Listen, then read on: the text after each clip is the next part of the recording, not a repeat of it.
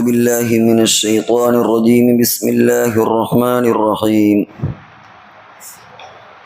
وقال للذي ظن أنه ناج منهما اذكرني عند ربك فأنساه الشيطان ذكر ربه فلبث في السجن بضع سنين.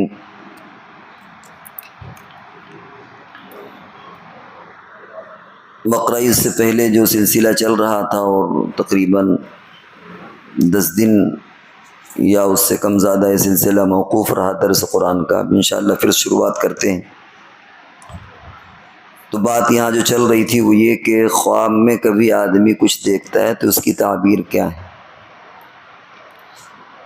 آدمی نہ جانے کیا کیا خواب میں دیکھتا ہے، اور کچھ چیزوں کو بطور مثال کے طور پر آپ سے بیان بھی کیا گیا تھا. یہاں جو باتیں چل رہی تھیں وہ یہ کہ حدیث میں جو الفاظ آئے خواب کے دیکھنے کے لیے ان کی کیا تعبیرات ہیں. اور ظاہر بات ہے کہ جو خود حدیث میں موجود ہے اس میں کسی طرح کا شبہ نہیں ہو سکتا، لیکن اس کے باوجود بھی اگر کوئی آدمی وہ چیزیں دیکھے تو کسی اچھے تعبیر بیان کرنے والے سے کسی اچھے عالم سے رابطہ کریں، کیونکہ بہت مرتبہ خواب دیکھنے والے کے اعتبار سے تعبیر بدل جاتی ہے، اس کے احوال کے اعتبار سے تعبیر بدل جاتی ہے. حدیث میں ہم نے بیان کیا تھا کہ اگر کسی نے بیڑیاں دیکھی ہیں اور کسی نے طوق دیکھا ہے تو دونوں کی تعبیر میں فرق ہے. بیڑیوں سے مراد ثابت قدمی دین کے اندر، اور طوق سے مراد اچھی علامت نہیں ہے، کیونکہ جہنمیوں کے طوق میں لے جایا جائے گا. اسی طرح حدیث میں نبی اکرم صلی اللہ علیہ وسلم نے فرمایا کہ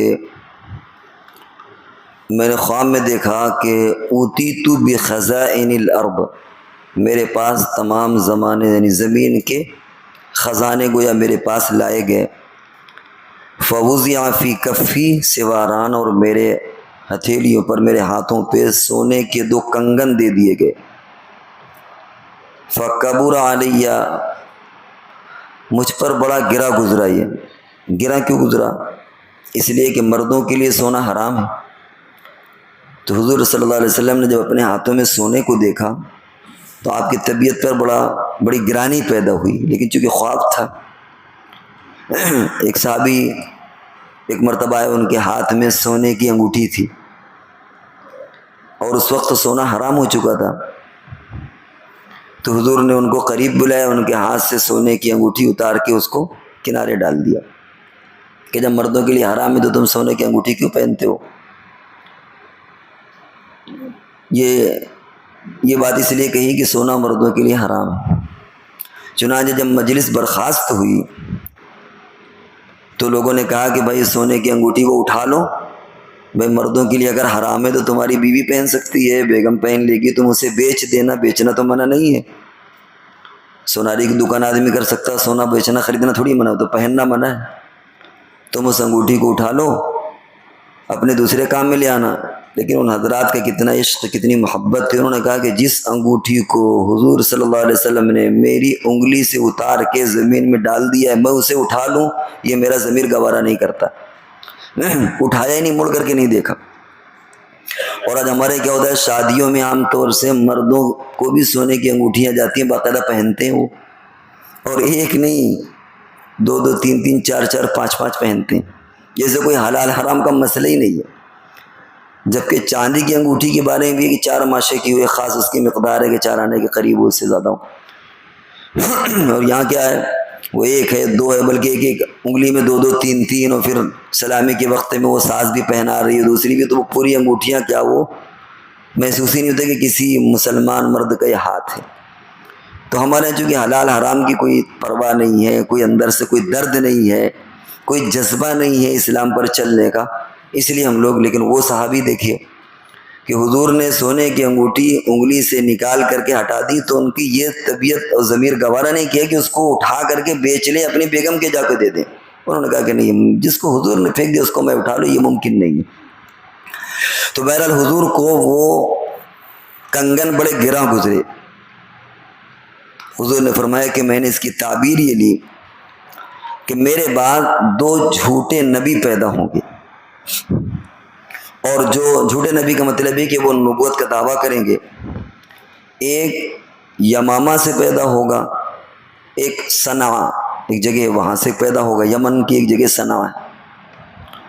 چنانچہ یمامہ میں جو پیدا ہوا وہ مسیلمہ ابن کذاب، حضور کے زمانے میں اس نے جھوٹی نبوت کا دعویٰ کیا کہ میں بھی نبی ہوں، اور ایک مرتبہ اس نے حضور سے کہلوایا کہ ایسا کریں کہ وہ کر لیتے ہیں، تقسیم کر لیتے ہیں، یعنی ایسی کوئی بھی چیز نبوت جو بانٹنے والی ہے کہ بھائی ایسا ہے کہ اتنا خطے پہ آپ نبی ہیں اور اتنے ایریے کہ ہم نبی ہیں، چلو جھگڑا ختم۔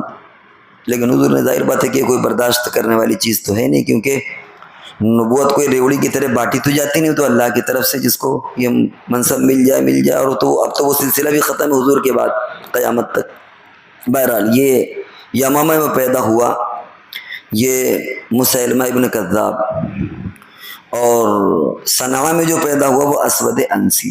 تو حضور نے فرمایا کہ یہ دو جھوٹے نبوت کے دعویٰ کرنے والے، میں نے اس کی تعبیر یہ لی۔ اب رہا یہ مسئلہ کہ میں نے پھونک ماری، بعض روایتوں میں نے پھونک ماری وہ اڑ گئے، اس کی کیا تعبیر ہے؟ حدیث میں اس کی کوئی بہت وضاحت نہیں ملتی کہ اس کی کیا تعبیر ہے، لیکن ہمارے استاد دارالعلوم دیوبند کے جو شیخ الحدیث تھے مفتی سعید صاحب پالن پولی علیہ رحمہ، انہوں نے ایک توجیہ کی، تو جگہ اس کی تعبیر بیان کی، ممکن حضرت نے کہیں دیکھا ہو۔ فرمایا کہ باطل جب بھی آتا ہے وہ پیسے کے زور پر آتا ہے، جب بھی کوئی باطل طاقت آتی ہے، گمراہی کی چیزیں آتی ہیں تو پیسے کی لالچ میں آتے ہیں، اور ان کو دفاع کرنے میں زیادہ زحمت اور زیادہ ماتھا پچی اور زیادہ طاقت کی ضرورت نہیں ہوتی۔ سونے سے مراد یہ کہ وہ طاقت وہ جو باطل آتا ہے وہ پیسے کے زور پر۔ چنانچہ آج بھی جو لوگ آ رہے ہیں جو باطل مذہب کو پھیلاتے ہیں، وہ کیا کہتے ہیں کہ آپ ہمارے مسلک پر ہمارے مذہب کو قبول کر لیں، ہم سائیکل دے دیں گے، موٹر سائیکل دے دیں گے، آپ کو گھر میں پلاٹ دے دیں گے، دیہات میں مشین یہ کر دیں گے، وہ کر دیں گے، آپ کو کاروبار کرا دیں گے۔ پیسے کے بلبوتے پر آتا ہے، اس میں خود کوئی دمخم نہیں ہوتا۔ اور پھونک مارنے سے اڑنے کا مطلب یہ ہے کہ اس کا دفاع بھی بہت آسان ہے، بہت زیادہ زحمت کی ضرورت نہیں ہے۔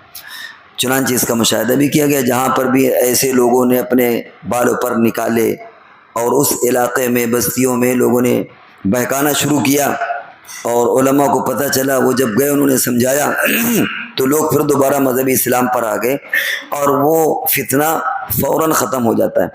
اس فتنے کو ختم کرنے کے لیے زیادہ جدوجہد کرنے کی ضرورت نہیں ہے۔ چنانچہ جہاں کہیں بھی اس طرح کے فتنے پیدا ہوتے ہیں، آپ اگر حضور صلی اللہ علیہ وسلم کی محبت کا ان کو درس دے دیں کہ صاحب حضور آخری نبی ہیں، اور جو جھوٹا نبی اس پر ایمان لانے کا مطلب کیا ہوتا ہے، اور حضور کی کس طرح یہ توہین کرتے ہیں، اتنی بات اس کے لیے کافی ہوتی ہے، پھر وہ آگے سننے کو تیار۔ وہ کہتا ہے نہیں ہم اپنے مذہب پر قائم ہیں، ہم رسول اللہ پر ایمان لائے، باقی ہم کسی نبی کو نہیں مانتے۔ تو کوئی بھی باطل فرقہ، باطل دین جب یہ آتا ہے تو پیسے کی زور پر، زر پیسہ، زر جو کہتے ہیں نا کہ زر زمین اور زن زمین زر، پیسے کی بنیاد پر اس طرح چیزیں یہ آتی ہیں، اور ان فتنے کو ختم کرنے کے لیے بہت زیادہ کسی جدوجہد کی ضرورت نہیں ہوتی۔ تو حضور صلی اللہ علیہ وسلم نے اس کی تعبیر یہ لی کہ جو دو میں نے خواب دیکھے تھے، جو میں نے خواب دیکھا تھا اس میں سونے کے جو کنگن ہیں وہ جھوٹے دو نبی ہیں، اور پھونک مارنے سے اڑ جانے کا مطلب یہ ہے کہ یہ فرقے، یہ باطل چیزیں جو ہوتی ہیں وہ پیسے کے زور پر، بلبوتے پر آتی ہیں، ان کے اندر کوئی خود حسن خوبی نہیں ہوتی، کوئی خود اس کے اندر کشش نہیں ہوتی، بلکہ پیسے کی بنیاد پر آتی ہیں۔ اور تھوڑا بھی اگر امت مسلمہ کوشش کر لے تو پھر یہ فتنے خود بخود ختم ہو جاتے ہیں۔